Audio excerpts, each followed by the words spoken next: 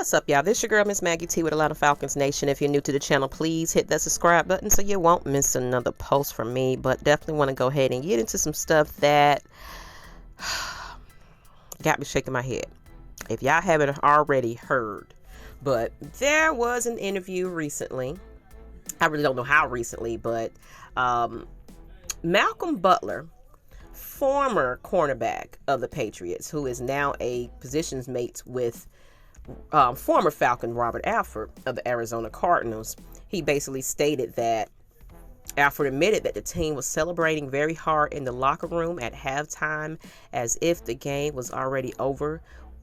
And we were up at that time 21-3. And you already know those 28-3 jokes will probably be rehashed because of what he admitted to. Why, Mr. Alford? Why? You know what I'm saying? But, of course, Butler stated, I talked to him about it, asked him if he wanted his ring back. You know, it was just a whole big old joke. And he told me a story. He said he was in the locker room at halftime where he was about to pop some bottles and things like that. Of course, it was funny at the time, but they came right on back and beat us. So that premature celebration that was going on in the locker rooms just showed me one thing. On a Dan Quinn, it was all fun and games. It was all brotherhood, no accountability, and there was no one in the locker rooms telling them to take charge and you adjust. Because you already know, the way the Falcons played that season, yeah, it was nice that we got to the Super Bowl, but if you know the team that I knew, it was too early to call it because of the fact that after halftime, we always went away from what worked. And it showed just that. We did not make any adjustments. Of course, we pointed the fingers at the wrong players, but it was an overall team effort. And everybody is to blame for that Super Bowl loss, including all coaches, especially how that playbook mysteriously disappeared right before the Super Bowl and then came right on back after somebody jotted down some things. And it doesn't really mean that we needed that playbook to be exposed because, shoot, the Falcons were predictable anyway. So those team players knew exactly what was coming even before we thought that we had something going. The team already knew what was going to happen. So that just makes me mad. And it reminds me of that team that went to Miami and blew it all over again in the first Super Bowl. We went out there, we partied it up, we had a parade right before, and they just acted a damn fool out there right before the Super Bowl, and once again went into that year and stunk it up also. So just no sense of urgency, no leadership. It's not over until the fat lady sing. You got to get out there and adjust and do what you need to do. All that partying and playing, it's uncalled for. Speaking of partying and playing, Arthur Smith, he don't play that. If anybody heard that recording of him being mic'd up that Atlanta Falcons put on their Instagram and Twitter and everything, where Coach Smith was mic'd up, and you can hear from everything that he was saying, he mean business. He even got on the players that was out there celebrating for just 2 yards. And he said, what are y'all doing? It was just 2 yards. Why are you celebrating? That means stop all the shenanigans, stop all the playing and hoorahs. That's your job. Do it and get right back to it. All that playing and practice, he don't like that. He means business, and I love to see that. And you can kind of see that in Dean Pease as well, that defense are stepping it up just a little bit. I'm definitely seeing a little bit of improvement, but of course it's just preseason, it's just practice, so nothing to get too excited about. But any improvement is good for me, you know what I'm saying?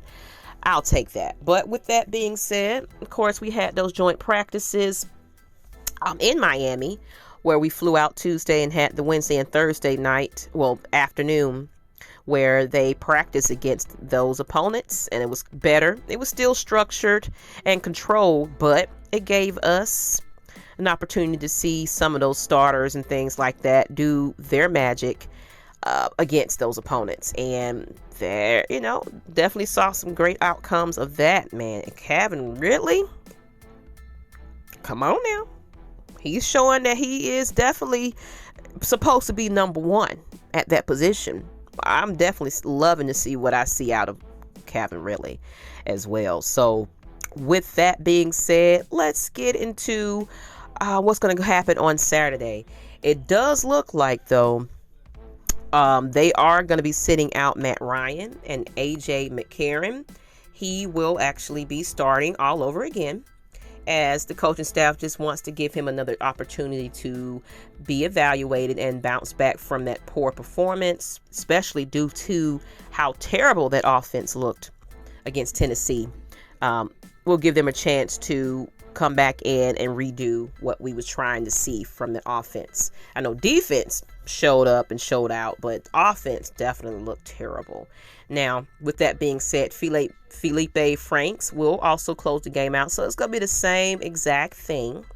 And as well as most of the starters will also be sitting out for this game. Now, we will get a chance against that Browns game August 29th to see all the starters come out and play. So, don't be alarmed. You're going to get to see some starters eventually. But the fact that we are one less of a preseason game, we got to be very careful as far as who we play and keeping everybody healthy. Because, of course, this gives the reserves and the younger players an opportunity to be better evaluated before the Falcons have to make their cut again from 85 to 80 players by 4 p.m. Tuesday. And, it really wasn't a fair assessment with how crappy that offense played. You know what I'm saying? So couldn't make too many evaluations due to that. So with that being said, speaking of injuries, tight end Ryan Becker, he did suffer an injury and was placed on that reserve by the Falcons this Friday. And we end up signing David Wells, who's 6'6", 260 pounds. And I guess he's ready for action. He will be playing this Saturday. So with that being said, that's all I got for you guys. Just let me know what you think about sitting the starters out. You think that's a good move?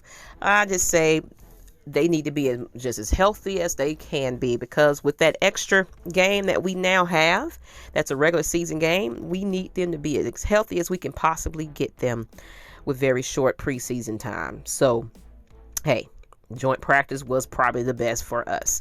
But until the next time, this is Ms Maggie T with Atlanta Falcons Nation, and we are the nation, and I'm out. Peace.